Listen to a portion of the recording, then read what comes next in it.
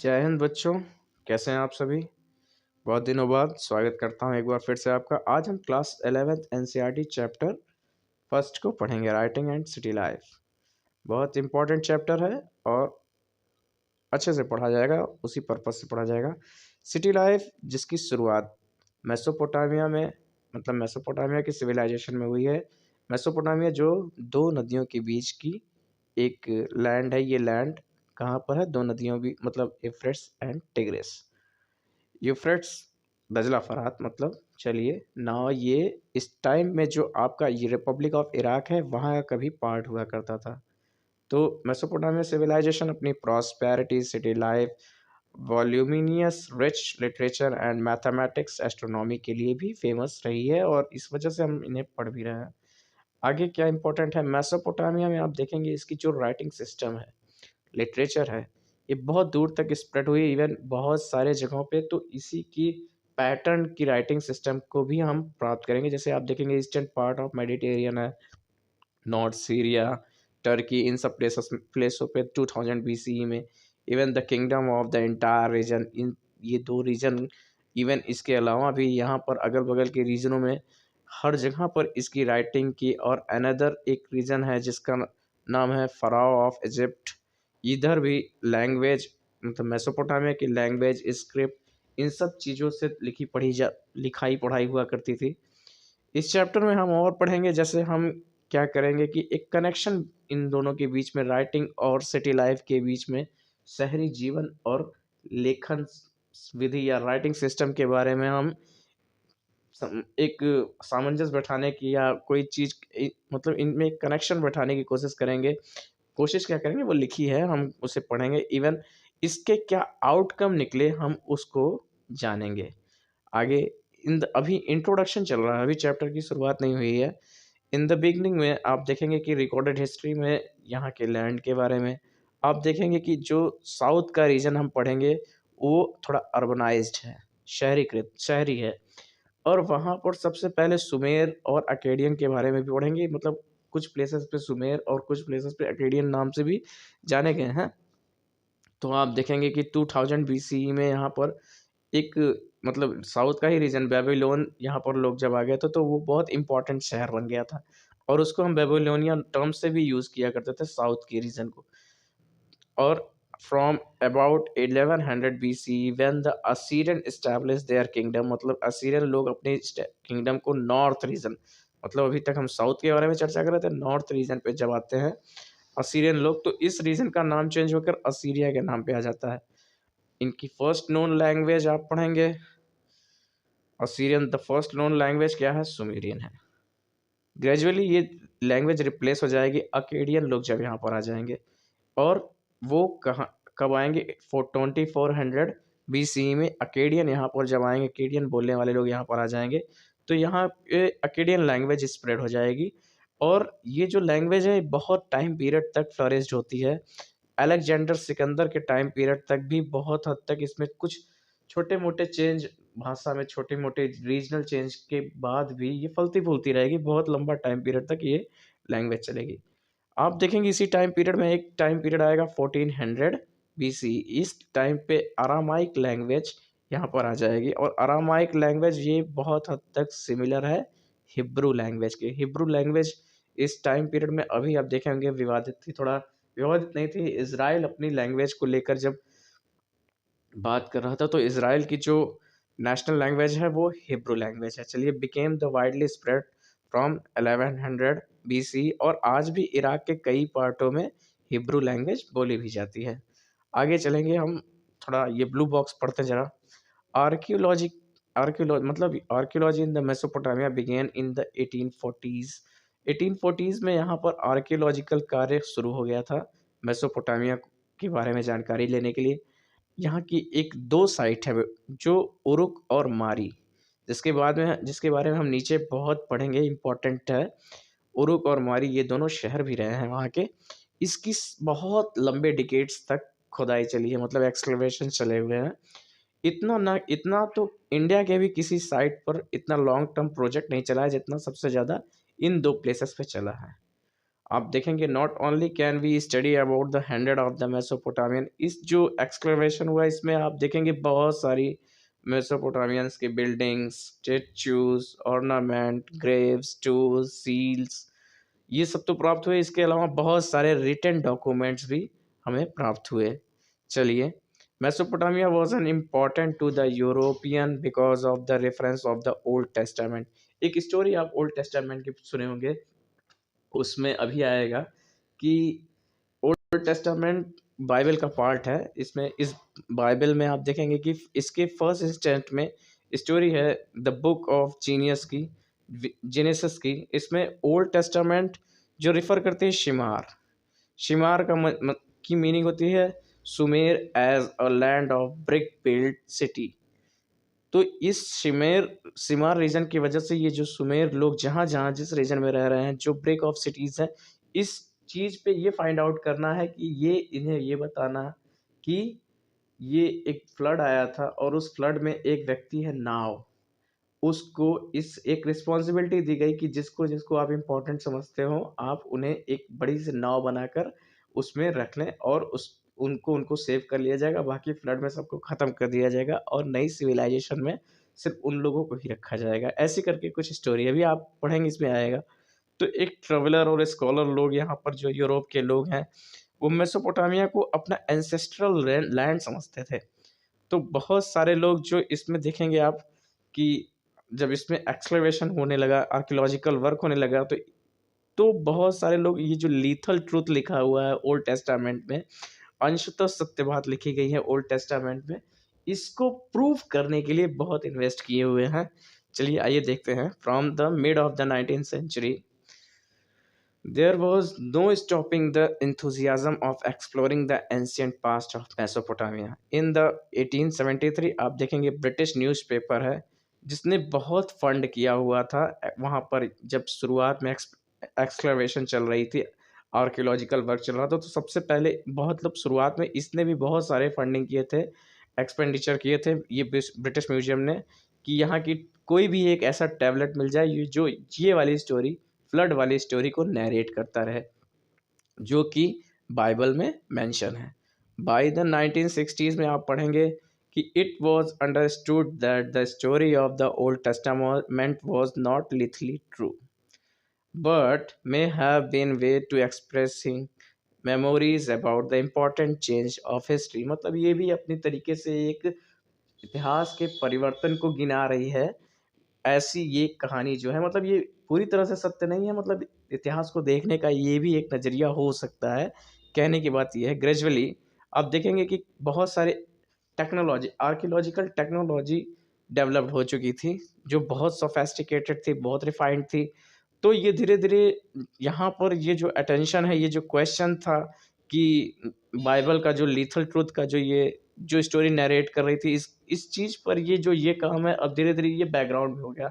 मतलब ये गॉड हो गया, मतलब बहुत इम्पोर्टेंट नहीं हो गया, मतलब इम्पोर्टेंट लेस हो गया। अब लोग मतलब ये आर्कियोलॉजिकल टेक्नोलॉजी द्वारा मेसोपोटामिया में वो जो जीवन है, मतलब इस पूरे चैप्टर में ऑर्डिनरी पीपल की जो लाइफ है, इसके बारे में काम करने लग जाएँगे।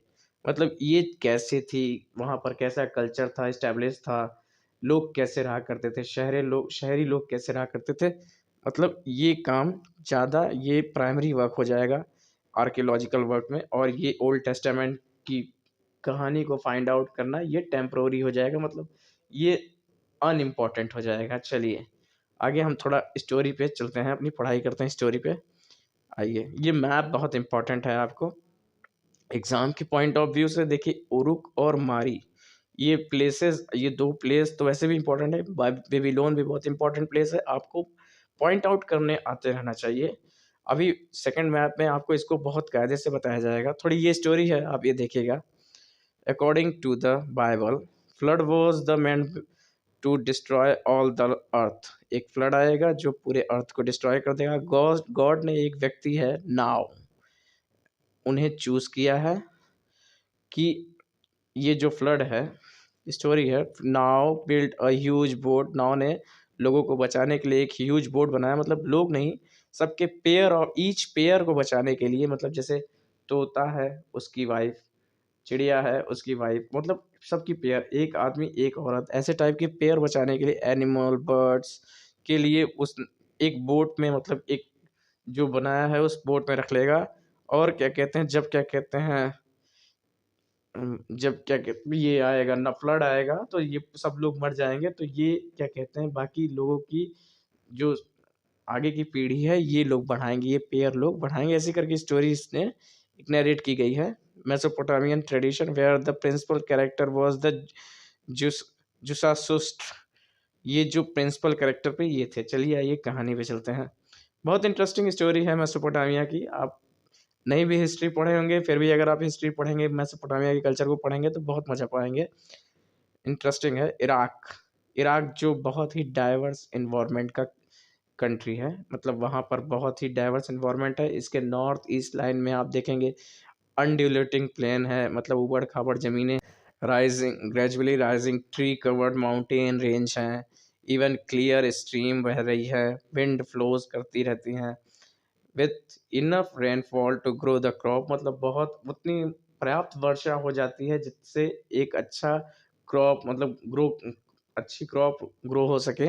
हियर एग्रीकल्चर बिकेम बिटवीन, आप देखेंगे कि ये सोचने, ये समझने की बात है कि मेसोपोटामिया में एग्रीकल्चर वर्ड, दैट मीन्स कि एग्रीकल्चर को कितने वर्षों पहले हम लोग किया करते रहे होंगे। इस सभ्यता में आप पढ़ेंगे 7000 6000 BCE, इस टाइम पीरियड में सबसे पहले एग्रीकल्चर हो रहा है। इवन इसके जो नॉर्थ रीजन है, मतलब मेसोपोटामिया का जो नॉर्थ रीजन है, हम नॉर्थ नॉर्थ रीजन के बारे में पढ़ेंगे। यहाँ पर स्ट्रेच अनलैंड, मतलब ये जो लैंड है यहाँ पर ये स्टेपी का रीजन, मतलब स्टेपी, यहाँ एक तरीके की घास, जी अलग तरीके की घास उगती है। और ये थोड़ा steppe where the animal herder offer people और better livelihood that the agriculture, मतलब यहाँ इस रीजन पे एग्रीकल्चर का काम नहीं होता है। इस रीजन पे ज़्यादातर कार्य एनिमल से जुड़ी है। तो एनिमल हर्डर लोगों के लिए ये बेनिफिशियल प्लेस है। एनिमल हर्डर मतलब यहाँ पर जानवर लोग ज़्यादा, क्योंकि चारागाह है, घास एक तरीके का बहुत बढ़िया चारागाह का सिस्टम है, तो ये इनके लिए बेनिफिशियल था। यहाँ पर एनिमल हर्डर भी लोग रहा करते थे। और इवन जब यहाँ पर ठंडी के दिन में पानी बरस जाए, मतलब रेन, विंटर के दिन में विंटर रेन्स होती थी, तो अच्छी खासी घास उग जाया करती थी। लो श्रब्स जिसको स्टेपी कहा जाता है, तो ये शेप गोट के लिए बेनिफिशियल थी। इवन ईस्ट के रीजन में आप पढ़ेंगे कि यहाँ टिब्रू, ईस्ट जो प्लेस है वहाँ पर टिग्रिस रिवर द्वारा, जो उसकी टिग्रिस रिवर के रूट पे जितनी ट्रिब्यूटरीज थी वो ईस्ट होकर ही जाया करती थी। तो वहाँ ये कम्युनिकेशन लेन के तहत बहुत अच्छा था, क्योंकि ईस्ट पे पढ़ते थे Iraq.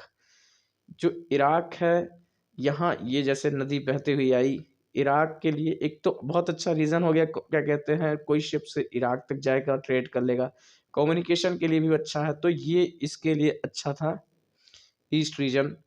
The south of the, मतलब ये जो मेसोपोटामिया का साउथ रीजन है, ये क्या कहते हैं, यहाँ कुछ प्लेसेस पे तो डेजर्ट थे। And there were the first city and the writing emerged in places, जो आप डेजर्ट समझ रहे हैं, ये रेगिस्तान में, यही ये सबसे पहली शहर हुई हैं। आप देखेंगे यहाँ पर साउथ में ये प्लेस है डेजर्ट, और यहाँ पर ही सबसे उरुक और मारी शहर है। उरुक, मतलब ये बहुत ही इम्पोर्टेंट प्लेस है, यहाँ पर सबसे पहले शहर डेवलप्ड हुआ है। अब and these were the first cities and writing emerged. The desert could support cities because the river of Euphrates and Tigris. तो ये जो डेजर्ट प्लेस है, यहाँ यूफ्रेट्स एंड टिग्रिस रिवर द्वारा नॉर्थ से पहाड़ियों से निकलते हुए आते हुए बहुत सारी उपजाऊ मिट्टी लाकर यहाँ जमा दी, मतलब आप देखते होंगे रिवर्स बहुत ज़्यादा मिट्टी लेकर आती है और एक प्लेस से दूसरे प्लेस पे लाकर छोड़ देती है, तो बाद में वो प्लेस उपजाऊ हो जाता है। तो ये प्लेस वैसा ही था। Which rise the northern mountain carry load of the slit fine mud when the flood, and when their water is let out the field fertile slate deposit, मतलब यहाँ पर एक फर्टाइल फील्ड डिपॉजिट हो जाया करता था और यहाँ पर क्रॉप ग्रो करने की एक बहुत अच्छी संसाधन हो जाती थी, मतलब ऐसी संरचना हो जाती थी कि अच्छे से यहाँ पर क्रॉप ग्रोइंग हो सकती थी और ये इसीलिए शहर बनने की काबिल भी था। चलिए आगे समझते हैं। After the Euphrates has enter the dessert, जब यूफ्रेट नदी डिजर्ट में इंटर करती थी तो उसकी बहुत सारे स्मॉल चैनल्स भी उसमें जाते थे और ये स्मॉल चैनल कई जगह पर बैंक, मतलब इसके किनारों पे आप देखेंगे कि इरिगेशन कैनाल्स बने हुए थे। Water could be let into the field of, जहाँ पर इरिगेशन कैनाल है, इरिगेशन हो रहा है तो ये फील्ड क्या हुआ कि हम यहाँ पर, ये मेसोपोटामियन लोग यहाँ पर वीट, बार्ले, पीस, लेंटिस और नेसेसरी, अपनी नेसेसरी की सारी चीज़ें उगाया करते थे।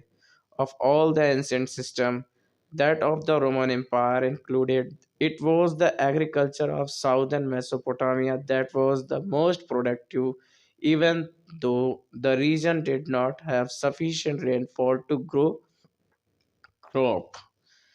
आगे चलते हैं थोड़ा। नॉट ओनली एग्रीकल्चर, न सिर्फ यहाँ पर एग्रीकल्चर, हाँ एक चीज़, छोटी छोटी चीज़ ऊपर छूट गई है। हाँ ये चीज़, it was the agriculture of the southern Mesopotamia that was the most productive। तो यहाँ साउथ मेसोपोटामिया में एग्रीकल्चर बहुत अच्छा प्रोडक्टिव था। Even the region did not have a sufficient rain, इस रीजन पे बहुत ज़्यादा सफिशिएंट रेनफॉल नहीं थे, लेकिन काम भर का काम हो जाता था जिस वजह से यहाँ पर क्रॉप अच्छे ग्रो हो जाते थे। नॉट ओनली एग्रीकल्चर, न सिर्फ एग्रीकल्चर के लिए मेसोपोटामिया में आप देखेंगे सीप, गोट, जो कि आप नॉर्दर्न रीजन में मैं पढ़ा रहा था यहाँ स्टेपी रीजन पे, यहाँ पर बहुत सारे जानवर रहा करते थे, जानवरों और एनिमल हर्डर पीपल भी रहा करते थे, जिससे कि यहाँ काम उनका काम हो जाता था। उससे वो दूध, घी, दही जो भी निकाल लेते थे, नीचे भी ले आकर वो बेचा करते थे। तो इन सब कामों के लिए भी अच्छा था। इवन यहाँ पर अब ये 2 नदियाँ हैं, नदियों से तो इनको फ़ायदा है कि हम फ़िश का भी काम, कारोबार अच्छा चल सकता है, तो फ़िश के लिए भी अच्छा है।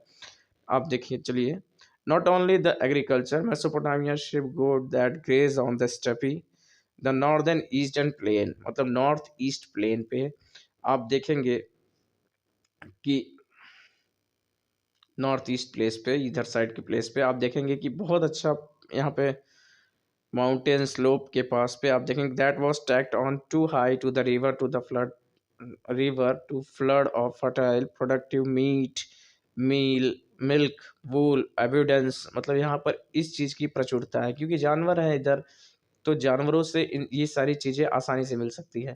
फर्दर द फिश इन, ये जो नदियाँ बह रही है, fish was available in the river and date palm मतलब होता है खजूर की खेती, तो खजूर के भी फ्रूट समर में इनको मिल जाते थे। Let us not however make the mistake of the thinking that the city grew simply because of the rural prosperity.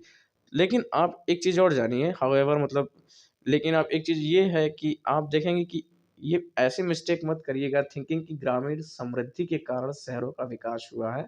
और भी बहुत सारी चीज़ें रिस्पॉन्सिबल रही है कि रूरल रूरल प्रॉस्पेरिटी के अलावा भी और भी बहुत सारी चीज़ें रिस्पॉन्सिबल होती हैं शहरों की विकास के लिए, ग्रो ऑफ शहर। तो अच्छा, आगे वी शैल डिस्कस, अभी हम यहाँ पर कुछ डिस्कस करेंगे जैसे कि जो भी हुआ by and by, but first of we are let us be clear about the city life. अभी हम नेक्स्ट टॉपिक जो हमारा है उस पे हम सबसे पहले सिटी लाइफ के बारे में कुछ चलेंगे, पढ़ेंगे। चलिए तो साथी, यही हमारा आज का वीडियो खत्म होता है। नेक्स्ट टॉपिक हम अपने नेक्स्ट वीडियो में पढ़ेंगे। धन्यवाद। सेशन अच्छा लगा हो तो प्लीज़ लाइक, शेयर, सब्सक्राइब कीजिएगा और धन्यवाद। मिलते हैं नेक्स्ट वीडियो में।